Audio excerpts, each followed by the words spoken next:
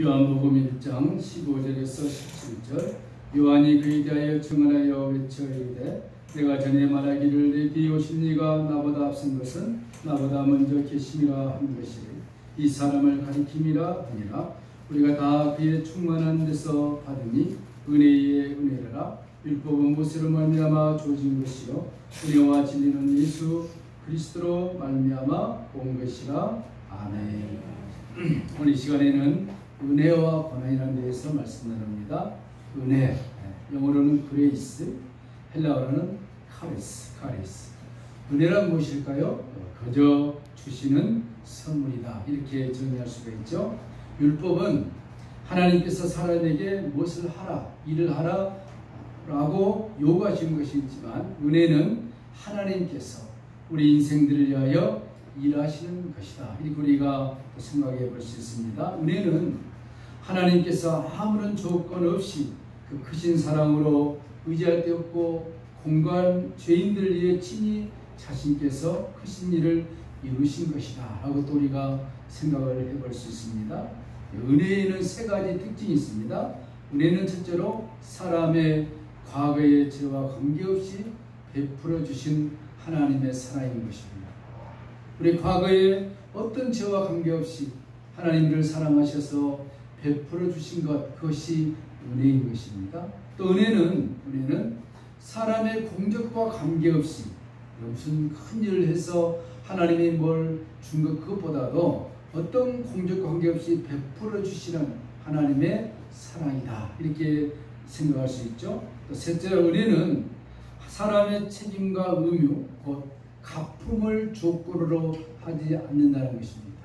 하나님, 내가 너희들이 이걸 해주면 이것을 해줘야 된다, 이것이 아니라 아무런 조건 없이 우리에게 주시는 하나님의 사랑인 그것을 은혜라. 그래서 시편 116편 2절에 여호와께서 내게 주신 모든 은혜를 내가 무엇으로 보답할까? 보답할 수가 없다는 것이죠. 하나님의 은혜를, 하나님의 그 크신 은혜를 우리가 무엇으로 갚을 수가 있겠습니까? 안 된다는 것입니다. 에베소서 1장 6절에 이는 그의 사랑하는 자 안에서, 그의 사랑하시는 자 안에서 우리에게 거저 주시는 바 그 은혜의 영광을 찬미하게 하려 함이니라. 자, 이 모든 것들은 무엇과 지금 관계된 것입니까? 구원과 관계되는 것입니다. 구원을 설명하면서 은혜를 설명하고 있는 것입니다. 그래서 은혜란 무엇이냐? 은혜는 하나님이 우리에게 주시는 구원인데, 그 구원은 거저 주는 것입니다. 나에게 조건이 있고 받을 만한 가치가 있어서 주는 것이 아니라 죄인된 우리를 사랑하시는 하나님의 그 크신 사랑의 발로, 그것이 우리에게 거저 주시는 은혜요, 그 은혜 속에 담겨져 있는 것이 구원이라 하는 것입니다. 자, 그러면 이 구원, 그래 우리가 또 형이상학적이고 또 은혜, 그래도 마찬가지 않습니까? 추상적인 단어 같기도 하고. 그런데 이 은혜를 직접 가시적으로 우리에게 보여주기 위해서 오신 분이 계신데, 그분이 누구냐? 우리 요한복음 1장 말씀했죠?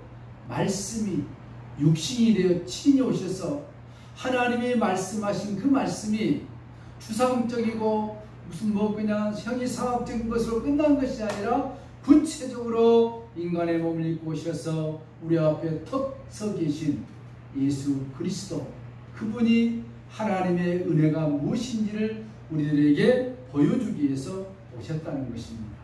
그래서 은혜라는 것을 이해하려면, 우리 은혜 많이 하죠? 은혜를 이해하려면 예수 그리스도가 누군가를 알 때 그 은혜의 깊은 가치와 의미를 알 수 있는 것입니다. 그것은 무엇이냐면은 예수 그리스도의 삶이 무엇인가를 우리가 들여다보면은 그 안에서 하나님의 크신 은혜를 우리가 발견할 수 있는 것이죠. 자신을 거부하는 원수들의 구원을 위해 자기의 목숨을 기꺼이 내어주시는 그것이 은혜인 것입니다. 그래서 오늘 본문에 우리가 그 예수의 영광을 보니 그렇게 말씀하고 있죠. 16절에 우리가 다 그의 충만한 데서 받으니 은혜의 은혜라. 예수의 영광을 보니 그 안에 은혜와 진리가 충만히 담겨져 있다라고 요한이 증거하고 있는 것을 볼 수 있습니다. 그러므로 예수님만이 은혜 자체요, 예수님만이 진리 자체요, 예수님만이 구원 그 자체라고 성경이 확증하고 있는 것입니다.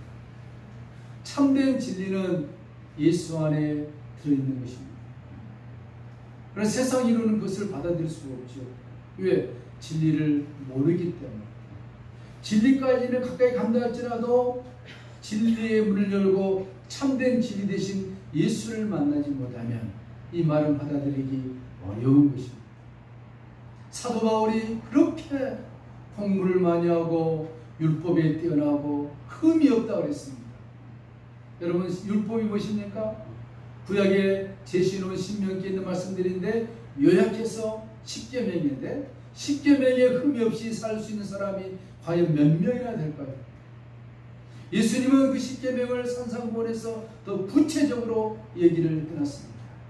사람을 칼로 죽이는 것이 살인이라고 믿지만 나는 그렇게 말하지 않는다. 형제에 대하여 노하거나 형제에 대하여 죽어라 욕을 하거나 그 자체가 murder, 살인이라, 이렇게 예수님이 더 깊게 얘기했습니다. 사도 바울이 말했습니다. 나는 율법에 흠이 없는 사람이다. 그랬던 그가 다음의 세계에서 부활하신 예수님의 찬란한 영광의 빛을 발견하고 나서 그의 고백이 무엇이었습니까? 나는 죄인 중에 죄인이로다. 죄인 중에 죄인이로다. 혈무도한 죄인이로다. 뭐 사도 바울이 사람을 죽여서 그런 죄인이 아니라 하나님의 말씀에 비춰보니 내가 죄인이었다는 것입니다. 여러분 자신이 죄인인 것을 고백할 때 그곳에 구원의 소망의 문이 열리는 것입니다. 죄인이다 할 때 그 죄인을 구원하기에 예수님이 오셨다 했습니다. 우리 건강하면은 병원에 안 가지 않습니까? 그죠? 내가 아파야, 내가 병들어야 의사가 필요하듯이 예수님은 누가 필요하느냐? 내가 죄인입니다. 고백하는 그에게 예수의 사랑과 은혜가 그에게 미친다는 것입니다. 사도행전에 보니까 차나 그 어떤 인간에게도 구원을 줄 만한 이름이 없다고 했습니다. 오직 예수, 히브리어는 예수와 예수 안에만 구원이 있다는 것입니다. 다른 데는 구원이 없고, 이것도 진리 되신 예수님을 만날 때만이 믿음으로 받아들일 수 있는 말씀이 되는 것이죠. 예수님 말씀했습니다. 나는 길이요 진리요 생명이니 누구든지 나를 맘지 않고는 아버지께로 갈 자가 없다라고 선언을 해버렸습니다. 아버지께로 간 곳이 어디입니까? 천국인 것입니다. 천국. 사람은 천국 아니면은 지옥 둘 중에 한 군데를 갑니다. 중간 단계 전혀 없어요. 우리 살아있을 때 이 말을 듣는 것이 얼마나 행복인지 모릅니다. 살아있을 때. 육신을 떠나버린 영혼은 there's no chance. 찬스가 없습니다. 한탄하고 통곡해도 소용이 없습니다. 저는 가끔 그런 생각 해봐요. 이게 목사지만 정말 지옥이 있을까? 어떤 그런 생각 해봐요. 저기 너무 지옥이 비참하니까 천국은 놔두고라도 와, 그 불 끄는 지옥, 황홀거리는 그 지옥, 각종 더러운 짐승들이 있는 그곳, 뱀이 울거리는 그곳, 그곳에서 하루 이틀만 있다가도 죽을 거 아닌데 영원한 시간 속에서 살아야 한다는 것, 어쩌면 잘 안 믿어지기도 해요. 그렇지 않습니까? 그냥 100년만 살고 간신히 나오면은 천국 보내주면 그건 어려운 일이겠지만, 근데 영원히 성경은 지옥에서 영원히 나올 수 없고 산다 했으니 그 지옥이 얼마나 무서운 것입니다. 지옥을 이해하고 지옥을 안다면은 예수 그리스도의 구원의 은혜가 우리에게 더 밝게 빛나게 될 것입니다. 그래서 요한은 그분 안에, 예수님 안에 은혜가 있는데 그 은혜가 무엇이라고 표현했습니까? 충만하더라 했습니다. 충만하더라. 여러분, 예수 그리스도의 은혜는 한 번 우리에게 주어지고 끝난 것이 아니라 구하고 간구하고 사모하는 자에게 오버플로잉, 계속 넘쳐나게 하신다 했습니다. 이 구원, 요한일서 1장 16절에서 17에 보니까 이렇게 말씀했습니다. 우리가 다 그의 충만한 뜻을 받으니 은혜의 은혜라. 율법은 모세로 말미암아 주신 것이요 은혜와 진리는 예수 그리스도로 말미암아 온 것이라. 은혜와 진리는 예수 그리스도로 말미암아 온 것이라 했습니다. 그래서 이 구원은 하나님의 절대적인 은혜의 선물이라는 것입니다. 저와 여러분들이 구원받은 것 감사하십시다. 나의 조건에 따라서, 나의 예물에 따라서, 나의 어떤 평가를 해서 하나님이 구원을 주신 것이 아니라 우리를 사랑하시고 우리를 긍휼히 여기시는 그 하나님의 크신 사랑 안에 담겨져 있는 우리에게 거저주시는 하나님의 은혜, 하나님의 선물이라. 이것이 무엇이었습니까? 구원이라 했습니다. 그럼에도 불구하고 성경은 오늘 우리들에게 무엇을 하라라고 명령을 하고 있습니다. 그렇죠?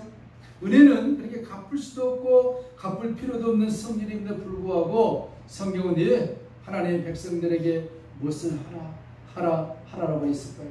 오늘 우리 설교 제목이 구원과 고난인 것입니다. 그렇죠? 자, 우리가 은혜를 갚을 수 있을까요? 얼마나 갚아야만이 하나님께서 예수님을 통하여 우리 주신 그 구원의 은혜에 보답할 수 있을까요? 갚을 수가 없습니다. 그럼에도 불구하고 성경은 우리들에게 말씀을 주시면서 너희는 이렇게 살아라, 이것은 하지 마라. 왜 그렇게 했을까요? 그것을 지켜야만이 구원이 보장된다는 그런 의미가 아니라, 그렇게 말씀하신 것은 우리가 누구냐는 것입니다. 우리가 은혜 받은 사람이요, 사랑을 덧입은 사람이요, 예수님을 말미암아 거룩한 사람이 되었으니 너희 신분이 다르다는 것을 얘기한 것입니다. 신분이 다르다. 성경에 그런 무엇을 하라 하지 마라 하는 권고가 선포될 때마다 우리 속에 성령의 법이 우리를 지배하므로 말미암아 우리가 세상의 법에 따라 살아가지 않는 거룩한 존재의 신분이라는 것을 말씀해주고 있는 것입니다. 영화 좋아하시는 분들은 영화를 보셨겠지만 바람과 함께 사라지다. 제목이 멋있죠? 바람과 함께 사라지다. 오늘날 바람과 함께 사라진 사람이 많이 있지 않습니까? 영화에 보면 클라크 케이블과 비비안이가 주연하는 영화인데, 이 영화의 포커스가 뭐냐면은 남부의 신사와 숙녀들이 자기들의 체면을 지키기 위해서 아주 피난 노력을 합니다. 성질도 죽이고 먹고 싶은 것도 절제하고 참고 피난 노력을. 왜? 우리는 남부의 신사야, 우리는 남부의 승려야. 아주 자기들의 신분이 고귀한 것을 깨닫기 때문에 세상은 돌아간 대로 살지 않습니다. 바로 그것입니다. 오늘날 구원받은 하나님의 백성들이 하나님 우리에게 주신 기준이 있습니다. 너희가 비록 세상에 살지만 세상의 가치에 따라 사는 것이 아니라 천국 백성의 하나님의 자녀의 걸맞는 신분대로 살아가는 것입니다. 여러분, 물고기가 바닷물이 얼마나 짭니까? 그죠? 바닷물에서 살지만 회를 딱 치러서 살점을 먹으면 짜든가요? 안 짭니다. 비록 염도가 있는 물속에 살고 있지만 그것들도 자기들의 기준에 맞게 살듯이 오늘 성경은 하나님의 백성들이 세상의 논리에 따라 살아가는 것이 아니라 성경의 기준에 의해서 우리가 하나님의 거룩한 신분의 자녀라는 이 확신을 가지고 세상의 풍조에 따라가는 삶이 아니라 나의 영원한 저 천국을 바라보면서 기쁘게 살아라 하는 것이 성경이 우리에게 요구하고 있는 것입니다. 우리의 신분은 이미 바뀌어버렸습니다. 예수 안에서 바뀌어버린 거예요. 그럼에도 불구하고 우리가 세상에 살 때 세상 속에 얼마나 많은 오염과 부패성이 남아있습니까? 우리가 세상 사는데 너무너무 힘들지 않습니까? 때로는 힘들고 어려워서 한탄할 때 있지 않습니까? 이것을 하나님의 백성들이 세상에 사는데 얼마나 힘들었으면 성경이 이렇게 표현을 해주고 있습니다. 우리가 잘 아는 3대 족장 중 한 사람이었던 야곱 아시죠? 아브라함과 이삭과 야곱이 험악한 세월을 살았습니다. 그리고 어느 날 하나님께서 그를 우뚝 세우셔서 어디 보냈느냐? 저 유명한 애굽의 바로 왕 앞에 딱 세웠습니다. 그 옆에는 죽었던 자기 아들 요셉이 애굽의 총리가 되었습니다. 그 그림을 한번 그려보세요. 바로는 실질적으로 왕이지만 모든 통치를 누가 하고 있느냐? 야곱의 아들 요셉이 하고 있는 것입니다. 가슴 얼마나 뿌듯합니까? 그때 바로가 야곱에게 묻습니다. 당신의 나이가 얼마입니까? 그렇죠? 그때 야곱의 말이 굉장히 중요합니다. 내 나그네의 길의 세월이 130년입니다. 나의 연세가 얼마 못됐냐? 우리 조상의 나그네 길의 세월에 미치지 못하니 내가 험악한 세월을 살았습니다. 이렇게 고백을 하고 있어요. 험악한 세월을 살았다. 이 말은 무슨 말입니까? 성도가 이 땅에 살아가는 삶이 녹록지 않다는 것을 말해주고 있습니다. 때로는 눈물을 흘리기도 하고, 때로는 정말로 천번이는 밤도 있고, 때로는 기쁨도 있고, 이 어우러져가는 세상 속에 살면서도 하나님의 백성들, 구원받은 하나님의 백성들은 자기의 신분을 잃지 말고 살아라는 것을 우리에게 보여주고 있습니다. 왜 우리가 구원받은 하나님의 백성들, 하나님의 능력도 크시고 권능도 크시고 우리에게 베푸시는 주도 큰 은혜도 불구하고 우리가 이렇게 힘들게 살아가야 할까요? 거기에 좀 충돌이 생기지 않습니까? 그렇죠? 하나님들까지 다 고난 속에 하는 것이 아니라 살아가는 동안 우리들에게 원치 않는 고난들이 올 수 있다는 것입니다. 그래서 오늘 은혜와 고난인 것입니다. 왜 그런 고난이 올까? 베드로전서 3장 14절에서 4장 6절에 아주 명쾌하게 그 해답을 우리들에게 해주겠습니다. 성경을 한번 열어보시면 좋겠는데, 베드로전서 3장 14절, 제가 한 절씩 읽으면서 말씀 나눕니다. 베드로전서 뒤편에 있죠. 못 찾으신 분은 읽으시면 되겠습니다. 3장 14절부터 보면은, 그러나 의를 위하여 고난을 받으면 복이 있나니. 여러분, 여기서 성도가 의를 위하여 고난을 받는 것입니다. 복음을 전할 때 고난을 받습니다. 하나님의 말씀대로 살라는데 세상 것들 욕망을 내가 끊어야 되는 것입니다. 세상에 하고 싶은 것들 내가 예수 믿기 때문에 안 하는 것입니다. 내가 세상대로 살고 싶음에도 불구하고 안 하는 것은 하나님의 자녀이기 때문에 내가 안 삽니다. 이 모든 것들이 의를 위하여 고난을 받는다고 성경이 말했습니다. 그런 자에게 뭐가 있다랬습니까? 복 있는 자니. 한번 따라해 볼까요? 복 있는 자니. 재수 없는 자니가 아닙니다. 그죠? 의를 위하여 고난을 받으면 성경이 말했습니다. 너희가 복 있는 자다. 얼마나 역설적입니까? 저희의 두려움을 두려워하지 말며 수동치 말고 너희 마음에 내가 고난을 받고 힘들고 그럴 때마다 하나님 우리에게 복이 있다 했지만 그 말이 마음속에 더 안 다가오면은 이렇게 생각할 것입니다. 너희 마음에 그리스도를 주로 받아 거룩하게 하고 우리 마음속에 예수를 주로 받으라는 것입니다. 예수님을 생각하라는 것입니다. 예수님의 고난과 고통을 생각하라는 것입니다. 믿음의 선진들이 어떻게 살아갔는가 그것을 한 번쯤 생각해 보면은 이 의를 위하여 받는 고난이 헛된 것이 아니라 성경이 말하는 복 있는 자라는 것이 더 실감나게 다가올 수 있다는 것입니다. 너희 속에 있는 소망에 관한 이유를 묻는 자에게는 대답할 것을 항상 예비하고 온유와 두려움하고 선한 양심을 가지라. 세상은 세상대로 살아간다 할지라도 하나님의 백성들은 늘 마음속에 선한 양심을 가지라. 품으라 했습니다. 획득하라 했습니다. 한 번 가지면 영원히 갖는 것이 아니라 끊임없이 사탄이 우리 마음에 양심에 우리를 죄로 또 유혹의 길로 인도하기 때문에 그것을 싸워 이겨라 그랬습니다. 이는 그리스도 안에 있는 너희의 선행을 욕하는 자들로 그 비방하는 일에 부끄러움을 당하게 하려 함이라. 선을 행함으로 고난받는 것이 하나님의 뭐랬습니까? 뜻이라 그랬습니다. 우리가 선을 행하면 잘 돼야 할 텐데, 그렇죠? 엎어져도 뭘 하고 뭐 있잖아요. 도랑치고 가지 잡고. 근데 성경은 그랬습니까? 선을 행함으로 고난이 온다 그랬습니다. 선을 행함으로 고난이 온다. 우리가 잘못해서 한 것이 아니라 하나님의 뜻이라 그랬습니다. 악을 행함으로 고난받는 것보다 나으니라. 그리스도께서도 한번 죄를 위하여 죽으사 악인으로서 불의한 자를 대신하였으니 이는 우리를 하나님 앞으로 인도하려 하심이라. 육체로는 죽임을 당하시고 영으로는 살리심을 받으셨으니 예수님도 33년이라는 짧은 생애 동안 의롭게 살았지만 사람들에게 비방을 받고 조롱을 받고 무시를 받고 마침내는 십자가의 고난 속에서 처참하게 죽은 인생. 세상의 논리로 보면 예수야말로 완벽하게 실패한 인생인 것이 우리가 알 수 있지 않습니까? 십자가에 죽어버리는 것. 끝난 게 아니에요. 그러나 하나님께서 그를 무덤에서 다시 살려내셨다고 말씀하고 있습니다. 그것이 부활이라 했습니다. 성도는 고린도서 15장에 보니까 부활이 없다면, 예수의 부활이 없고 우리의 부활이 예수 안에 담겨져 있지 않다면은 가장 불쌍한 자들이 누구라고요? 우리라 했습니다. 가장 불쌍한 자가 누구냐? 예수 믿는 너희 예수쟁이라 했습니다. 뭐가 없다면요? 부활이 없다면.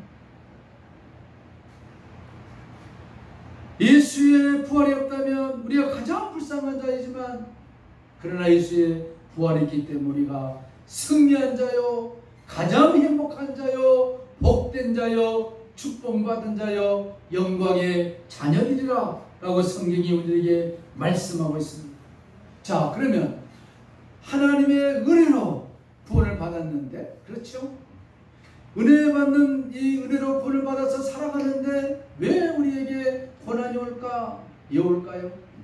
그것을 오늘 성경이 우리에게 말씀하고 있는데, 그것은 무엇이냐? 하나님의 백성다운 삶의 기준이 있기 때문에, 우리의 신분이 있기 때문에, 고난은 그것에 있는, 우리 음식을 만들면 양념을 치듯이, 그렇죠? 양념을 쳐야 음식이 맛있듯이 하나님의 백성다운 기준의 표징이 무엇이냐? 고난이라는 것입니다. 고난은 내가 잘못해서 올 수 있지만 그렇지 않는 것은 우리가 하나님의 뜻대로 살려고 하는데 고난이 온다. 이것은 너무나도 영광스러운 것이고 축복된 것이다. 왜? 그 고난을 통하여서 내가 하나님의 자녀됨에 대한 증표라는 것입니다. 그러므로 우리에게 다가오는 고난은 그저 의미 없는 것이 아니라 우리가 누구인가를 스스로 깨닫게 하시는 하나님의 섭리라 그랬습니다. 예수님의 가룟 유다만 빼고 모든 제자들, 초대교회 성도들이 한결같이 고난받고 이 땅에서 이름도 없이 다 사라져버렸습니다. 그들이 사라져버리면 기독교는 한순간에 끝날 줄 알았는데 그러지를 아니했습니다. 그들의 고난이 오히려 세상에 예수 그리스도의 복음을 증거하는 전도가 되었다 그랬습니다. 여러분, 고난이 있지 않습니까? 저와 여러분들이 받는 이 고난이 우리에게는 힘든 것일 수도 있습니다만은, 우리가 예수 때문에 받는 고난이 예수 믿지 않는 자들에게는 전도가 된다 그랬습니다. 이해되시나요? 저 예수 믿는 저 사람 왜 저렇게 고난이 많느냐 라고 그들이 비방할 수 있지만, 하나님은 그것을 어떻게 보느냐? 바로 너의 삶이 나를 증거해주는 전도의 삶이라는 것입니다.